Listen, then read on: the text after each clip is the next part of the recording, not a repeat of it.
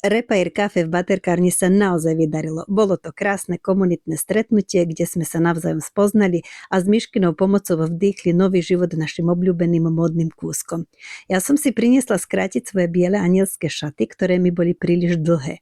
Suseda Elenka si opravila roztrhané rifle, ďalšia pani zo starých šiat ušila krásnu sukňu a ešte jedna milá účastníčka si prišla ušiť vrecuška na relaxačné vankúšiky.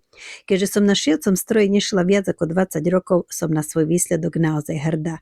Takýchto podujatí sa môže zúčastniť naozaj každý. Stačí sa zaregistrovať na portáli Baterkáreň a zaplatiť symbolický poplatok od 1 eura. Všetky potrebné pomôcky a materiál sú zabezpečené. Už 11. augusta sa na Starohajskej 1 Trnave chystá nové Repair Cafe zamerané na opravu nábytku a dekorácií.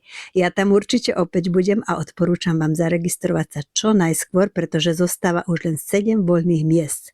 Stačí si priniesť svoj kúsok nábytku, na ktorom chcete pracovať a vopred sa zaregistrovať. Tešíme sa na vás.